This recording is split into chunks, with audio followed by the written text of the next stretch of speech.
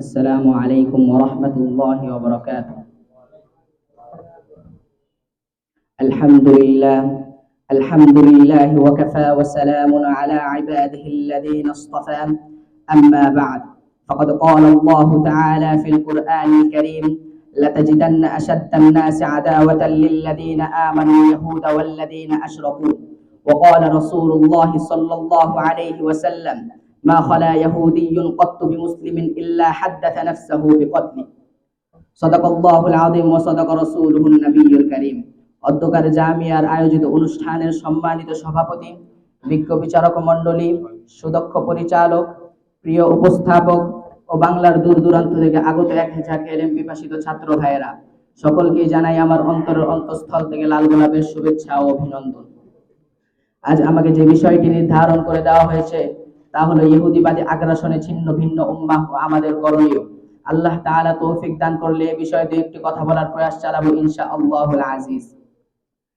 প্রিয় উপস্থিতি, বিংশ শতাব্দীর উষালগ্নে যখন সুবিশাল ওসমানী সালতানাতের পতাকা প্রায় ভূলুণ্ঠিত, যখন তাদের এককালের বিশ্বকাপানো সাম্রাজ্য পতনের বেলাভূমিতে আছড়ে পড়ার অপেক্ষায় সময়ের প্রহর গুনছে, ঠিক এমনই এক সকরুণ মর্মন্তুদ মুহূর্তে প্রসিদ্ধ ইহুদি নেতা যার নাম হারজিল, সে ওসমানী সাম্রাজ্যের অবিসংবাদিত খলিফা সুলতান আব্দুল হামিদকে বশীভূত করার চেষ্টা করে। শুধু তাই নয়, ইউনিয়ন ব্যাংক অফ ভিয়েনার সহায়তায় সুলতান আব্দুল হামিদকে 2 কোটি নগদ পাউন্ড প্রদানের প্রস্তাব জানায় এ শর্তে যে ফিলিস্তিনকে ইহুদি সম্প্রদায়ের হাতে সোপর্দ করতে হবে। কিন্তু তিনি তাদের কথায় প্রভাবিত না হয়ে দৃঢ় কণ্ঠে বলে উঠলেন, ফিলিস্তিনকে দখল করতে হলে আগে আমাদের রক্ত প্রবাহিত করতে হবে, অন্যথায় অসম্ভব। তার এই বীরত্বের কারণে ফিলিস্তিনে আবাস গড়া দুঃস্বপ্ন তারা সেদিন বাস্তবায়িত করতে সক্ষম হয়নি, কিন্তু তারা তাদের চেষ্টা প্রচেষ্টা অব্যাহত রাখার ফলে আনুমানিক 50 বছর পরে তারা তাদের কর্তৃত্ব প্রকাশ করতে সক্ষম হয়। 1917 সালে যখন প্রথম বিশ্বযুদ্ধ সংঘটিত হয়, তখন ব্রিটেনের হাজার হাজার অস্ত্রশস্ত্র থাকা সত্ত্বেও তা দীর্ঘায়িত না হওয়ার আশঙ্কায় ছিল। তখন একজন ইহুদি বিজ্ঞানী এসে তাদেরকে এমন এক পদার্থ বস্তুর আশ্বাস দেয় যার ফলে তাদের বস্তুসমূহ অস্ত্রশস্ত্র সমূহ হাজার হাজার বছর ধরে রাখতে সক্ষম। তদানীন্তন সময়ে যখন আমেরিকা যখন দেউলিয়া হয়ে যাওয়ার উপক্রম হয়, তখন একজন ধনী ইহুদি এসে তাদেরকে সাহায্য করে। তাদের এই উপকার করার কারণে 1918 থেকে 1948 সালের মাঝামাঝিতে জাতিসংঘের 181 নং অধিবেশনের মধ্যে ঘোষণা করা হয় যে ফিলিস্তিনের মধ্যে ইহুদিরা কিছু জায়গা নিয়ে থাকতে পারবে। অতঃপর তারা থাকতে সেখানে শুরু করে দেয়। অতঃপর 1939 থেকে নিয়ে 1945 সাল পর্যন্ত দ্বিতীয় বিশ্বযুদ্ধ চলতে থাকে। অতঃপর অবশেষে 1948 সালের 14 মে ফিলিস্তিন দ্বিখণ্ডিত হয়ে যায়। তারপর মুসলমানদের উপর শুরু হয় নির্যাতন, নিপীড়ন, উচ্ছেদ করা হয় তাদেরকে স্বীয় মাতৃভূমি থেকে। এমনকি এই নরাধম পাপিষ্ঠ ইহুদিরা লজ্জা শরমের মাথাকে গ্রেট সন্ত্রাসে আমেরিকার ছত্রছায়ায় হামলা চালায় প্রথম কেবলা, ইসলামের প্রথম কেবলা বাইতুল মুকাদ্দাসে। আজও পর্যন্ত তারা সেটাকে জবরদখল করে রেখেছে। এমনই ভাবে তারা তাদের কূটনৈতিক কৌশলগুলো খাটিয়ে পৃথিবীর মধ্যে তাদের প্রভাব প্রতিপত্তি বিস্তার করেই চলছে। আজ তাদের পৃথিবীতে আগ্রাসনের অগ্রণী ভূমিকার কিছু নিদর্শন হলো এই যে, তারা শুধুমাত্র অস্ত্রের আঘাতেই নয়, বরং বিভিন্ন মিডিয়ার আঘাতেও তারা মুসলিম জাতির শাশ্বত ঐতিহ্যমণ্ডিত তাহজিব, তামাদ্দুন ও কৃষ্টি কালচারকে দুমড়ে মুচড়ে থেতলে দিচ্ছে। আজকের বিশ্বের অন্যতম প্রসিদ্ধ সংবাদ সংস্থাগুলো যেমন BBC, voice of America, Reuter ইত্যাদিতে রয়েছে এই সমস্ত ইহুদিদের একচ্ছত্র আধিপত্য।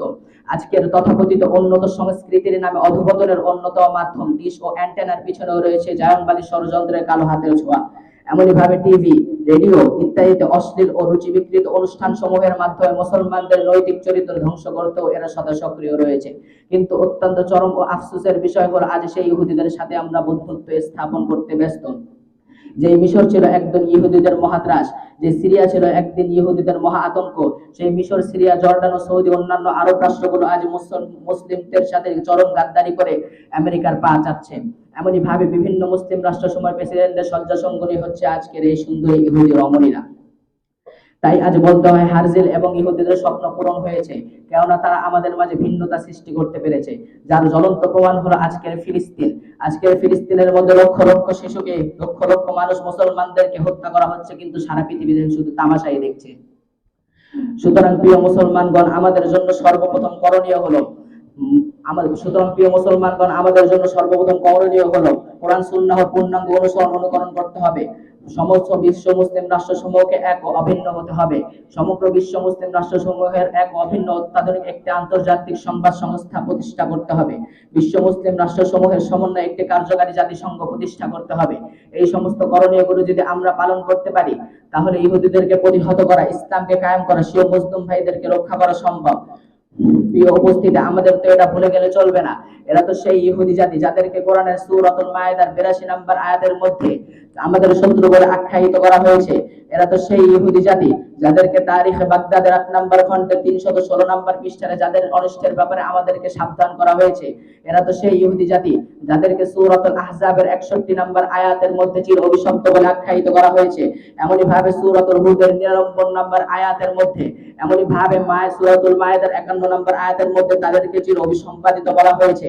এরা তো সেই ইহুদি জাতি যারা অসংখ্য নবী রাসূলকে হত্যা করেছে। এরা তো সেই ইহুদি জাতি যারা মূসা আলাইহিস সালামকে কষ্ট দিয়েছে।